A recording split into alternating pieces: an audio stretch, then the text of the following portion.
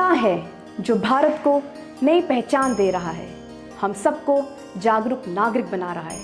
हमारे विचार सिर्फ हमारे मन में ही नहीं बल्कि पूरी दुनिया में गोल गोल घूम रहे हैं। You got it correct. ये है मीडिया और मीडिया की ताकत। ये है नया भारत, नए दौर का नया भारत, सशक्त और समर्थ Bharat. And today we are fortunate enough to have amongst us Shri Hirendra Kaushik, the State Coordinator, Pradesh Sanyoजक, Social Media, BJP Rajasthan. Hirendra Kaushik एक ऐसा नाम है जिसने राजस्थान की सोशल मीडिया में अपनी एक बुलंद पहचान बना ली है। तो आइए जानते हैं उनकी कहानी, उनकी जुबानी।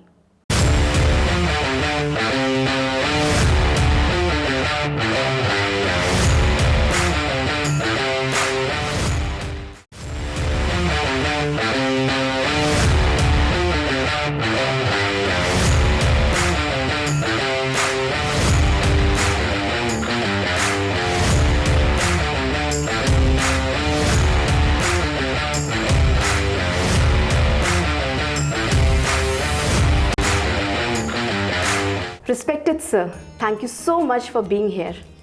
Thank you so Welcome, much, Supriya. sir. Thank you so much. To the inaugural session of Conversation with Supriya. Thank you once again, thank sir. you, sir. Please, sir. Sir, हमारी ज़िंदगी में एक सवाल है जो बहुत अहमियत रखता है कि हमें अपनी पहचान बनानी है। तो पहचान बनानी है और पहचान बन चुकी है के बीच का सफ़र आपका कैसा रहा? जी सुप्रिया जी, सबसे पहले तो मैं आपको धन्यवाद बोलना चाहूँगा कि आज आपने अपने शो में मुझे इनवाइट किया। बेसिकली सोशल मीडिया एक ऐसी फील्ड है, पॉलिटिक्स में हम लोग पर्दे के पीछे रह करके अपना काम करते हैं और आज आप पर्दे पर लेकर आए, उसके लिए आप धन्यवाद के पात्र हैं। और जहाँ तक आपने प्रश्न पूछा कि सफ़र हमारा कैसा रहा, तो मैं भी एक आम स्टूडेंट की तरह स्टूडेंट था। मेरी एजुकेशन केंद्रीय विद्यालय में हुई है, जो एक सरकारी स्कूल होते हैं। मेरे पेरेंट्स दोनों गवर्नमेंट जॉब में थे और मैं एक मिडिल क्लास फैमिली से बिलोंग करता हूँ। और जैसे किसी बच्चे की एस्पिरेशन होती है लाइफ में कुछ कर गुजरने की, लगभग वही एस्पिरेशंस मेरी थी। पेरेंट्स जिस समय हम पढ़ा करते थे तो पेरेंट्स का दबाव रहता था कि बच्चे को तो इंजीनियर बनना है या डॉक्टर बनना है। उसी तरीके से मेरे भी पेरेंट्स के एक ख्वाब थे कि मैं इंजीनियर बनूँ या डॉक्टर बनूँ, परंतु डेस्टिनी को कुछ और मंजूर था। मैंने अपना ग्रेजुएशन कंप्लीट करने के बाद मैंने मैनेजमेंट कोर्स ज्वाइन करा और मैंने MBA कंप्लीट करने के बाद कॉरपोरेट जगत में कुछ साल, 7 साल लगभग नौकरी करी। दिल्ली में मैं नौकरी किया करता था और पॉलिटिक्स में आना तो मेरे लिए बिल्कुल एक कोइंसिडेंस था। मेरा जीवन 9 to 5 की जो नौकरी होती है, मैं उसी जीवन को दिल्ली में जीता था। और दिल्ली में थोड़ा सा लाइफ थोड़ा सा डिफ़िकल्ट होती है क्योंकि ट्रैफिक ऐसा होता है कि आप 5 बजे ऑफिस से छूट जाओ तो 7 बजे घर पहुंचते हो। तो मेरा भी जीवन इन्हीं सब में चल रहा था। और चूँकि मेरे फादर एक गवर्नमेंट एम्प्लॉय थे तो मेरे लिए पॉलिटिक्स में आना किसी सपने से कम नहीं था।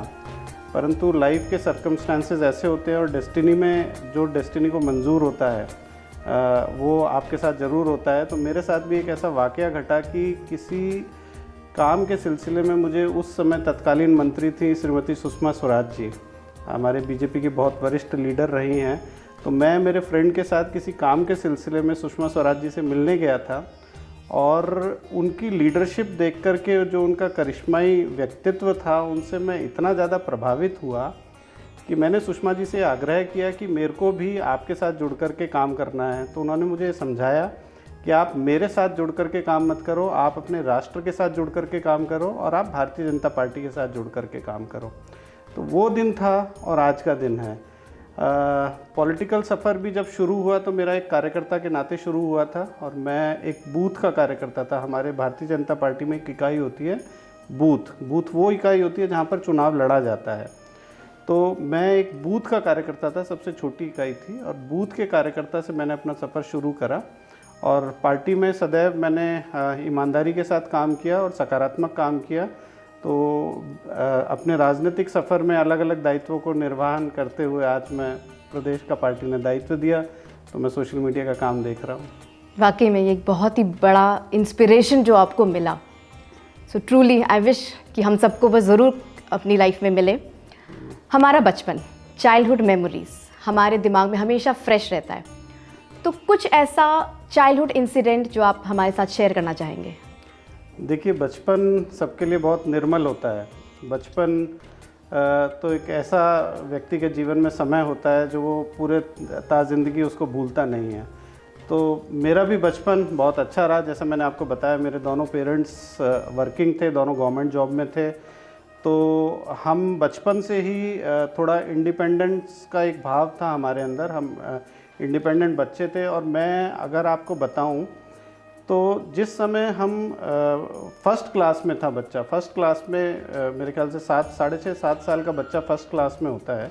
तो जब मैं फर्स्ट क्लास में था तो मैं 35 किलोमीटर्स दूर सफ़र करके स्कूल जाया करता था, क्योंकि स्कूल एजुकेशन, मैं एक रिमोट टाउन से बिलोंग करता हूं जो हापुड़ में, उत्तर प्रदेश में एक हापुड़ करके जगह है, और हमारे नियरेस्ट केंद्रीय विद्यालय गाज़ियाबाद में पढ़ता था। तो मैं फर्स्ट क्लास में था। हम सुबह 6 बजे उठ करके 35 किलोमीटर दूर केंद्रीय विद्यालय गाज़ियाबाद में पढ़ने जाया करते थे। और हमारी वो जो जर्नी थी, ये जो फर्स्ट क्लास से लेकर के 10th क्लास तक का सफ़र मैंने ट्रेन में और बसों में किया है, जो स्कूल जाने के समय और स्कूल से लौटते समय हमें 35 किलोमीटर का डिस्टेंस सफ़र करना पड़ता था। तो बचपन तो फर्स्ट क्लास से लगभग 10th क्लास का समय तो हमारा एजुकेशन में बीता। और मैं आपको एक और बहुत इंटरेस्टिंग फैक्ट बताऊं, मेरे फादर वैसे तो गजेटेड ऑफिसर थे, लेकिन हमारे सोसाइटी में पुराने लोगों को क्या बचत की बहुत आदत होती थी। तो मेरे फादर, जब हम रेलवे स्टेशन पे उतरते थे गाज़ियाबाद या मेरठ, तो वहाँ से हमको साइकिल पर बैठाकर, हम 3 भाई बहनों को, हमें 7 किलोमीटर दूर हमारे स्कूल छोड़ने जाया करते थे। तो हमारे पेरेंट्स ने हमको लेकर के बहुत स्ट्रगल किया और उन्होंने हमारे फ्यूचर को बिल्डअप करने में बहुत स्ट्रगल किया। और वही सब चीज़ों को ध्यान में रख कर के कि जब हमारे पेरेंट्स ने हमारे लिए इतना स्ट्रगल किया और हम लोगों को इतना अच्छा संस्कार दिया, तो उसको कहीं ना कहीं सकारात्मक हम लोगों को इस्तेमाल करना चाहिए। और एक ये भी भाव था कि हम जो करें कम से कम ऐसा करें कि हमारी सोसाइटी और हमारे पेरेंट्स का सिर सदा ऊंचा रहे। तो बचपन हमारे इन्हीं भावों में बीता, इन्हीं संस्कारों में बीता। नहीं सर, बिल्कुल बिल्कुल सही आपने बोला है। जो हमारी स्ट्रगल्स होती हैं वही हमारी स्ट्रेंथ बनती है आगे चलकर। जी जी। तो ये बहुत ही बड़ा एक लाइफ का हैक आपने सिखाया है कि आज की स्ट्रगल कल की स्ट्रेंथ बनती है। Thank you sir. सर, ऐसा हमारी ज़िंदगी में अक्सर होता है कि हम जब भी सक्सेस की ऊंचाइयां छू रहे होते हैं या किसी परेशानी में फंस जाते हैं, तो कोई शख्स होता है जो हमें हमेशा याद आता है। तो वो कौन है जिन्हें आप अपना गुरु या अपना मेंटोर मानते हैं?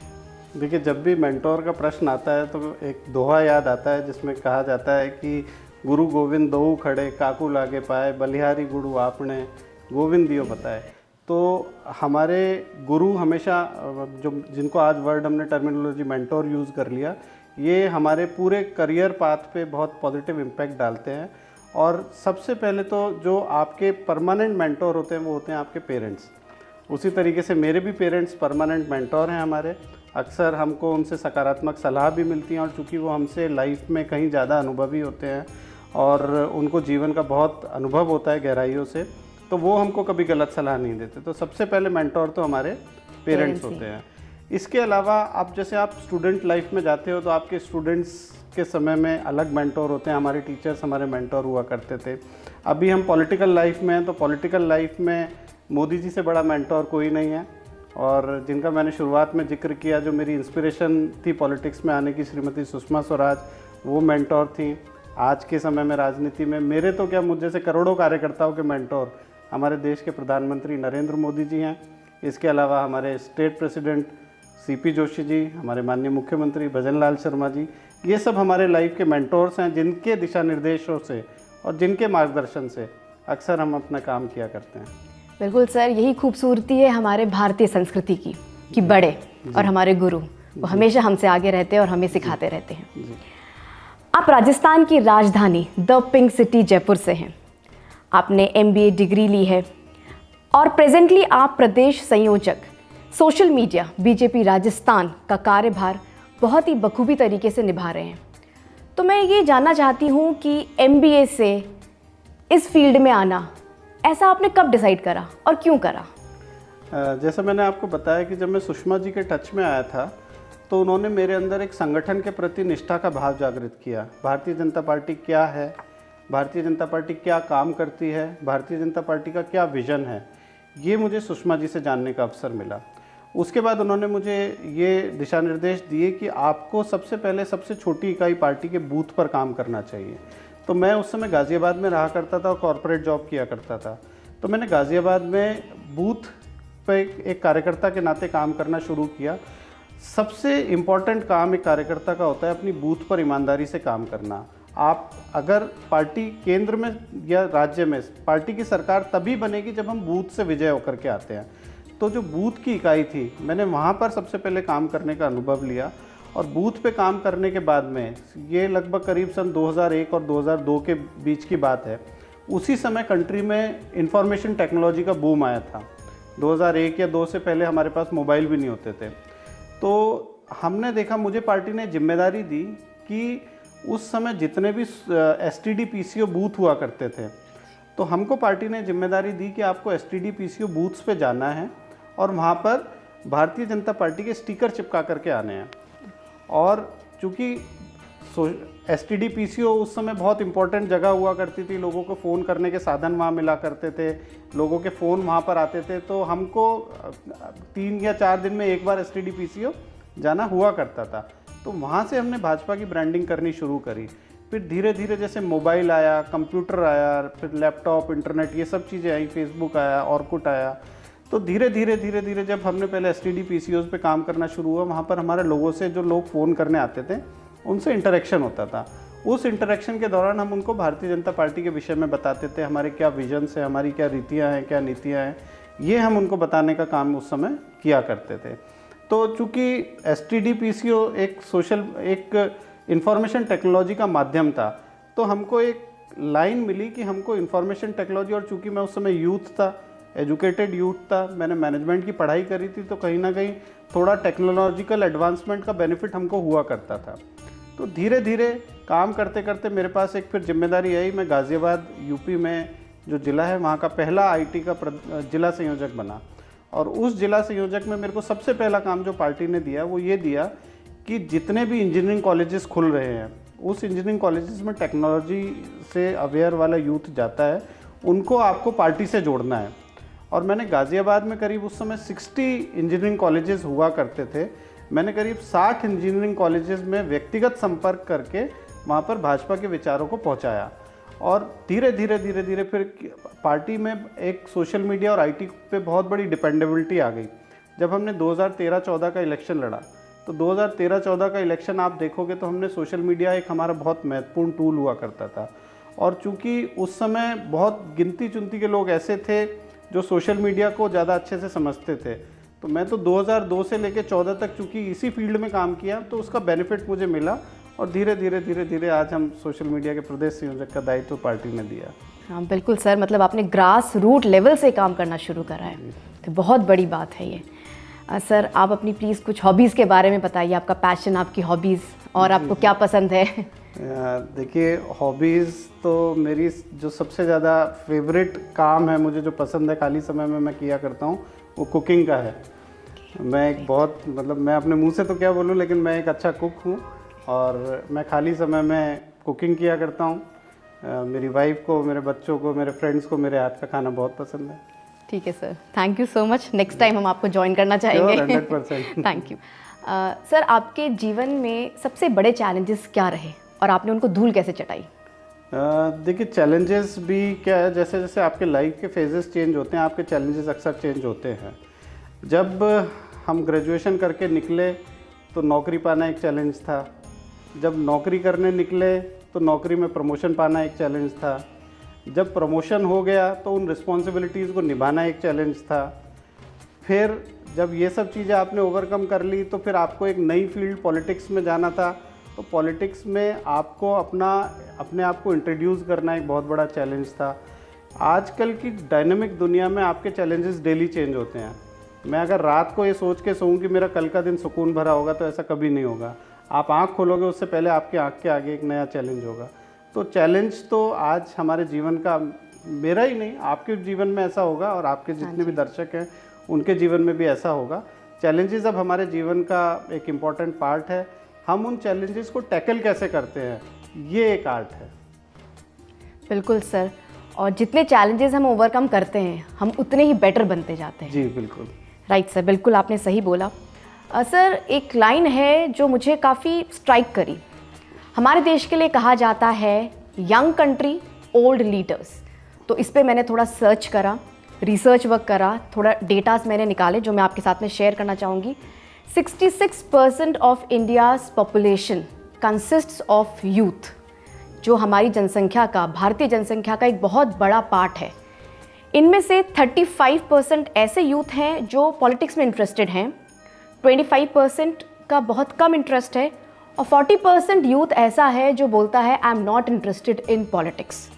राइट। और हम अपनी डेली ज़िंदगी में भी अगर हम देखें तो there are many teenagers, college students होते हैं, और उनसे कभी पूछो कि आप क्या देखते हो एज योर करियर ऑप्शन, तो मैंने बहुत रेयरली सुना है that I want to become a politician.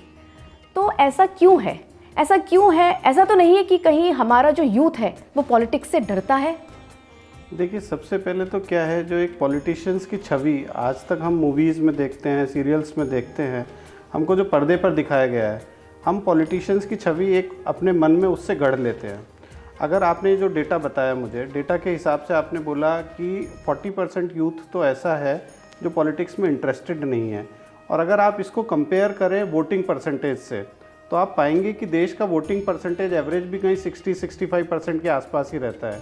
तो ये जो 40% यूथ बचे, इसकी वजह से कई बार ऐसा होता है कि राज्यों में गलत सरकारों का चुनाव हो जाता है। तो हमको इन 40% को एड्रेस करने की तो सबसे पहले आवश्यकता है। जहाँ तक बात है युवाओं में पॉलिटिक्स को लेकर के, तो पॉलिटिक्स बेसिकली क्या है, कोई हमारी कोई करियर नहीं है। पॉलिटिक्स तो एक सेवा का माध्यम है।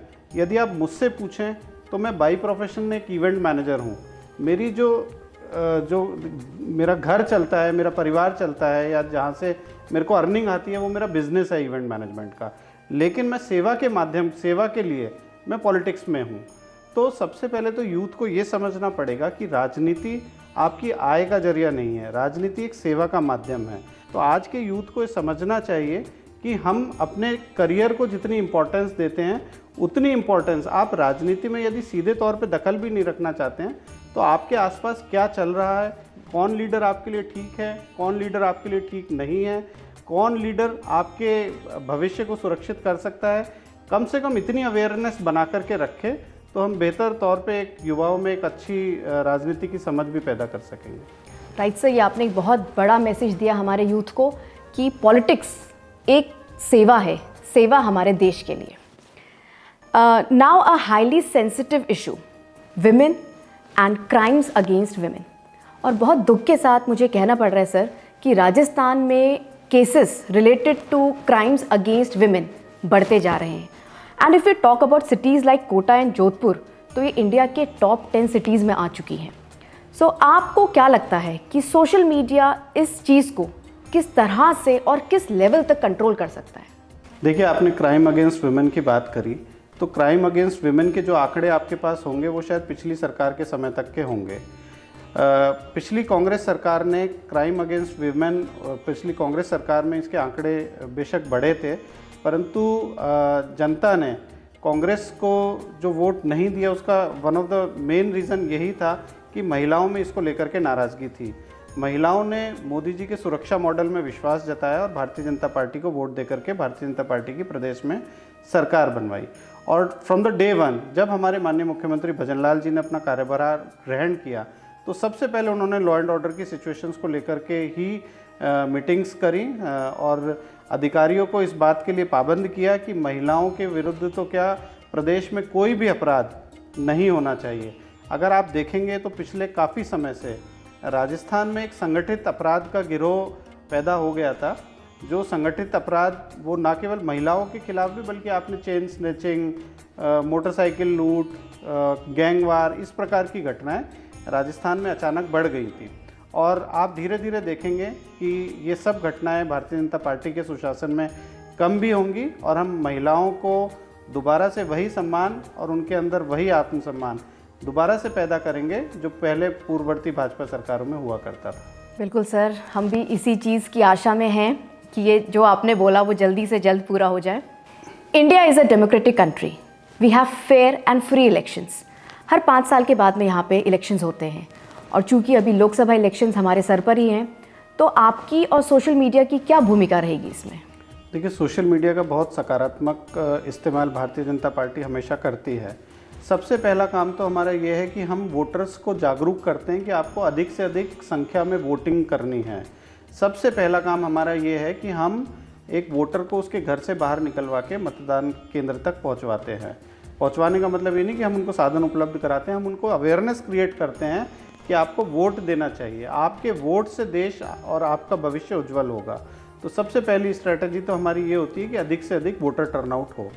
दूसरा हमारा जो उद्देश्य रहता है वो ये होता है कि भारतीय जनता पार्टी की जो रीति नीति है, भारतीय जनता पार्टी कहाँ से शुरू हुई, कैसे कैसे भारतीय जनता पार्टी धीरे धीरे आगे बढ़ी, फिर कैसे भारतीय जनता पार्टी पहली बार सरकार में आई, सरकार बनने के बाद हमने क्या किया, हमारे क्या विचार हैं, हमारी क्या योजनाएं हैं, हमारा क्या विज़न है, ये सब हम जनता को बताते हैं।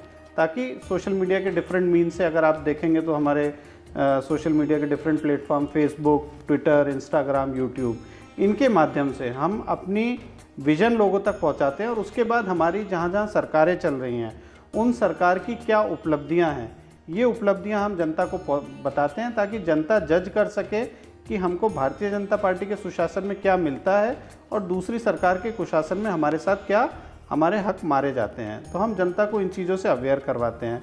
अभी जैसे राजस्थान में हमारी सरकार बन गई, तो सरकार की हमारी क्या उपलब्धियां हैं, किस प्रकार से हमारी सरकार आगे आने वाले समय में क्या विज़न लेकर के राजस्थान में आगे बढ़ेगी, तो हम जनता को एक अनबायस्ड ये सारी चीज़ें बताते हैं ताकि जनता अवेयर हो सके हमारे काम के बारे में। राइट सर, काफ़ी सारे सीरियस इश्यूज हमने डिस्कस कर लिए हैं, अब थोड़ा सा चिल आउट कर लेते हैं। एक शॉर्ट सा रैपिड फायर राउंड रखेंगे, आप रेडी हैं इसके लिए? श्योर। ओके सर, तो इस गेम का रूल ये है कि मैं आपको एक वर्ड दूंगी और आपको 1 वर्ड में ही उस वर्ड को डिफाइन करना है। फॉर एग्जाम्पल, मैंने बोला स्काई, तो आपने सन बोल दिया। So this is how it will go, 1 word for 1 word. First is politics. BJP. Success. Modi ji. Failure. Me myself. Rainbow. Pleasant. Family. My family. Bharatvarsh. उन्नत देश। So that was really interesting कि आपने एक word में बहुत ही खूबसूरती से डिफाइन करा। और जैसे आपने बोला फेलियर मी, तो आप इससे क्या मैसेज देना चाहते हैं? देखिए, व्यक्ति को कभी अपने आप को दूसरे से कंपैरिजन नहीं करना चाहिए, उसको खुद की फेलियर से खुद सीखना चाहिए। सपोज़ मैं कुछ अचीव करना चाहता हूँ और आज मेरे को अचीव नहीं हुआ है, तो मैं मेरी मिस्टेक्स से सीखूँगा। यदि मैं मेरी मिस्टेक से सीखूँगा तो मैं एक बेहतर इंसान के तौर पे दोबारा से उठ के खड़ा हो पाऊँगा। यदि मैं खुद को दूसरे से कंपैरिजन करूँगा, तो हर व्यक्ति अलग होता है, हर व्यक्ति की काबिलियत अलग होती है, तो खुद को कभी दूसरे से कंपेयर नहीं करना चाहिए।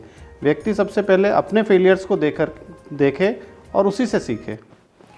सर, लेकिन आपने ये बहुत बड़ी बात बोली है, रियली मतलब फेलियर एंड मी, मतलब मैं भी एक बार को हिल गई थी कि आप ये क्या बोल रहे हैं, बट जिस तरह से आपने इसको डिफाइन करा that failures are actually the stepping stones towards our success, तो ये बहुत ही खूबसूरत मैसेज है आज का। अब हम आगे बढ़ते हैं। अब हम अपने सवालों का थोड़ा सा रुख बदलेंगे और थोड़ा सा और फनी और हैपनिंग इसको बनाएंगे। सपोज़ आपको एक डिनर पार्टी होस्ट करनी है, तो वो कौन 3 गेस्ट होंगे जिनको आप इनवाइट करना चाहेंगे? ये बहुत डिफ़िकल्ट क्वेश्चन है। हमारी तो गेस्ट लिस्ट ही शुरू, कम से कम जब तक 50 लोग नहीं हो तब तक गेस्ट लिस्ट नहीं बनती है। पर आपने 3 लोग बोला। बिल्कुल 3 हैं। तो बच्चे अलाउड हैं क्या? ये आपकी विश है बिल्कुल, लेकिन इसके बाद फिर आपको कोई कुछ बोले ना कि अरे हमें कैसे मिस कर दिया आपने। जी, ये बहुत डिफ़िकल्ट क्वेश्चन है और इस क्वेश्चंस के बाद ज़रूर यकीनन फैमिली में तो मुझे बहुत सुनने को मिलेगा, साथ में फ्रेंड्स भी सुनाएंगे। लेकिन हाँ, अगर आपने बोला डिनर, तो मैं 3 लोगों में मेरे पेरेंट्स और मेरी वाइफ। Okay sir, right. और सर, जैसे आपने बताया कि आप एक बहुत शानदार कुक हैं, तो आप मेन कोर्स में क्या रखेंगे ये भी बता दीजिए। मेन कोर्स में वैसे तो मैं इंडियन डिशेस बहुत अच्छी बना लेता हूँ, और मेन कोर्स में यदि आप रखने को बोलेंगे तो कोई एक माइट भी पनीर डिश हो सकती है। पनीर डिश के साथ दाल मखनी, बटर नान घर पे बनी हुई, और इसके अलावा स्वीट डिश में रसमलाई जो मैं घर पे कई बार खुद ही बना लेता हूँ। अरे ग्रेट सर, ग्रेट, बहुत अच्छी बात है सर। फिर तो अब तो आपके घर आना पड़ेगा, मतलब मेरा mouth is watering now. Most welcome, most welcome. Time for सवाल पे सवाल। एक ऐसा सवाल जो आपने एक्सपेक्ट किया कि मैं आपसे ज़रूर पूछती, जो मैंने अभी तक आपसे नहीं पूछा और आप एक्सपेक्ट कर रहे हैं कि मैं आपसे ज़रूर पूछूं, तो वो एक सवाल बताइए आप। तो यदि मैं आपको वो सवाल बताऊं तो आप मुझसे पूछोगे क्या वो? यस सर, बिल्कुल, और आपको आंसर भी देना है उसका। क्वेश्चन आंसर आपके हाथ में, दोनों चीज़ आपके हाथ में है। तो मुझे ऐसा एक्सपेक्टेड था कि आप मुझसे पूछोगे कि मैं पॉलिटिक्स में कहाँ तक जाना चाहता हूँ और क्या बनना चाहता हूँ, मतलब मुझे एक्सपेक्टेड था। Right sir, right. जी जी बिल्कुल सर। तो मैं आपसे पूछना चाहती हूँ सर कि आगे का विजन आपका क्या है? आप पॉलिटिक्स में और कहाँ तक ग्रो करना चाहते हैं, आप कहाँ तक पहुँचना चाहते हैं? देखिए, वैसे तो आज मैं जहाँ पर हूँ, मैंने शायद इसकी भी कल्पना नहीं की थी कि मैं यहाँ पर आऊँगा। मैं एक बूथ का कार्यकर्ता था और आज पार्टी ने मुझे प्रदेश का संयोजक बनाया। मैंने यहाँ की भी कल्पना नहीं की थी। लेकिन क्या, जैसे मैंने आपको बताया कि टाइम और परिस्थितियों के हिसाब से आदमी का विज़न सब चेंज होता है। तो निश्चित तौर पे मैं चूँकि एक कार्यकर्ता के तौर पर भारतीय जनता पार्टी में काफ़ी अनुभव मैंने लिया है, तो मैं ये चाहता हूँ कि किसी ऐसी पोजीशन पे जहाँ पर मैं लोगों के जीवन में बदलाव ला सकूँ, कहीं ऐसी पोजीशन पर जाकर के मैं एक राजनीति को विराम दूँ, मेरी वजह से कई लोगों के जीवन में सकारात्मक परिवर्तन आए, मैं सोसाइटी के लिए कुछ पॉजिटिव कर सकूं। मेरे विज़न में ये है। बाकी तो इसके अलावा मुझे और कुछ दिखता नहीं। पॉलिटिक्स चूँकि सेवा का माध्यम मैंने आपको बताया था, तो मेरी सेवा से मैं समाज में कुछ सकारात्मक कर सकूं। नहीं सर, आपने वाकई में ये बहुत एक अच्छी चीज़ इसमें बोली है कि हमको फ्यूचर प्रिडिक्ट नहीं करना चाहिए। हमको ये नहीं कि हम ज्योतिषियों के पीछे पड़े हैं, पूछ रहे हैं क्या होगा क्या होगा। हमको अपना फ्यूचर क्रिएट करना चाहिए। जी। तो एक बहुत बड़ा मैसेज है हमारे यूथ्स के लिए। सर, हमारे सोशल मीडिया हैंडल पे कई सारे सवाल आए जब उनको पता चला कि आप हमारे शो पे आ रहे हैं। तो उनमें से कुछ क्वेश्चन हैं जो मैं अपनी व्यूअर फैमिली के बिहाफ पर आपसे पूछना चाहती हूँ। Thank you sir. हर चीज़ के दो पहलू होते हैं, जैसे कि फ़ायदे भी होते हैं और नुकसान भी होते हैं। तो ऐसा ही कुछ सोशल मीडिया के साथ भी होता है। Fake information, deep fake video, मतलब मैं इस एक्सटेंट तक भी जाकर के बोलूँगी कि लोग अपनी ही डेथ मैसेज फ्लोट कर रहे होते सोशल मीडिया पे। लोग उनको ओबिटरी मैसेजेस भेज रहे होते, फिर अगले दिन वो लोग वापस से मैसेज डालते हैं कि अरे मैं तो जिंदा हूँ, that was just a prank. तो डेथ अ प्रैंक बहुत बड़ा क्वेश्चन है, इस बारे में आप क्या बोलेंगे? देखिए, ये जो आपने इंसिडेंट बताया है, ये सोशल मीडिया इंसिडेंट से कहीं ज़्यादा एक पीआर गिमिक्स था। तो चूँकि पीआर गिमिक्स कोई भी सेलिब्रिटी अपने लिए किसी भी प्रकार से वो तो कर सकता है, परंतु आपने सही बोला, सोशल मीडिया एक दोधारी तलवार है और सकारात्मक पहलू हैं तो नकारात्मक भी हैं। आपने बोला फेक न्यूज़, तो फेक न्यूज़ अगर जनरेट होने की स्थान सोशल मीडिया है तो उसको डिफ्यूज़ करने का स्थान भी सोशल मीडिया है। कई बार मेरे पास भी ऐसी इन्फॉर्मेशंस आती हैं जो फेक होती है, परंतु मेरी रिसर्च या फिर अगर आप थोड़ा सा भी स्क्रॉलिंग सोशल मीडिया पे कर लोगे या सर्च कर लोगे तो आपको तुरंत पता लग जाएगा ये फेक नैरेटिव है। सबसे पहले हम सबको इस बात के लिए अवेयर होना चाहिए कि हम भरोसा करने से पहले कम से कम किसी भी बात की सत्यता को परख लें।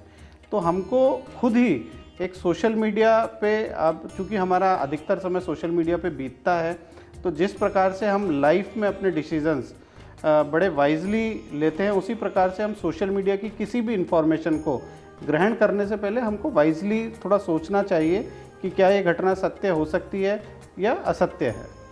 बिल्कुल सर, बिल्कुल सही कहा आपने। नॉलेज और विजडम का एक परफेक्ट बैलेंस हमको सीखना बहुत ज़रूरी है आजकल की दुनिया में।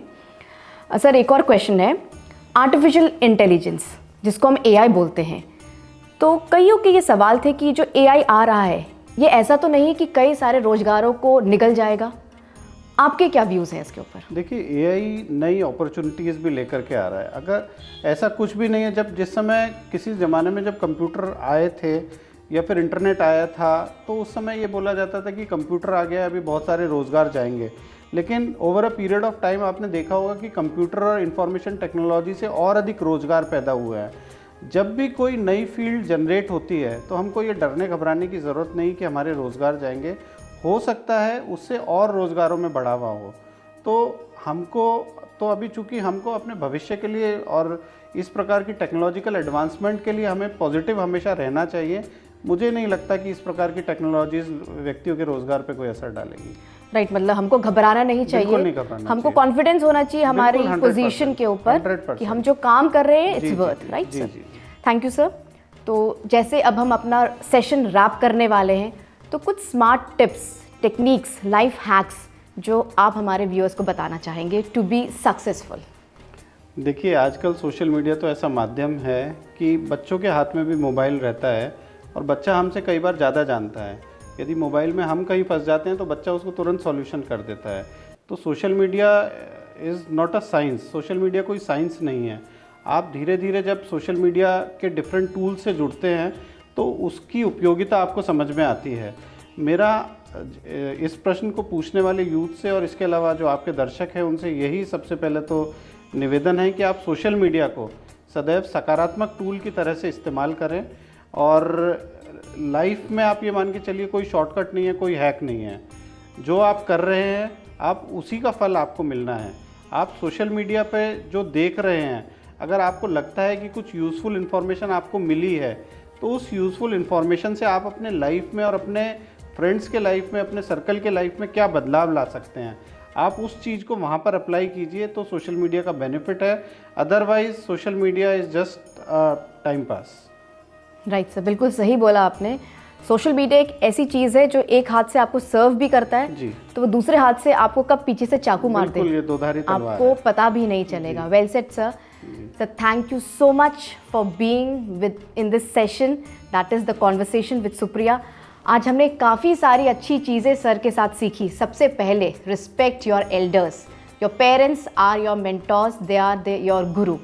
उसके बाद हमने सीखा कि सक्सेस के लिए ज़िंदगी में कोई भी शॉर्टकट नहीं होता है। हमको अपने फेलियर से सीखना है, हमको हमेशा आगे बढ़ना है और सक्सेसफुल होने के बाद भी हमको फुल स्टॉप नहीं लगाना है। We need to keep going because life चलने का ही नाम है। Thank you so much once again. Thank you so much, sir, for being with us on our channel. And this is our gratitude for your benign presence. जी जी, thank you so much. तो आशा करते हैं कि श्री रामचंद्र जी का आशीर्वाद हम सब पर बना रहे। Thank you so much, dear viewers, for watching us. Soon we'll be coming up with more such sessions. Do share and subscribe. We are really looking forward for your valuable comments. And please do comment that whom you would like to see in our next show of Conversation with Supriya. Thank you once again.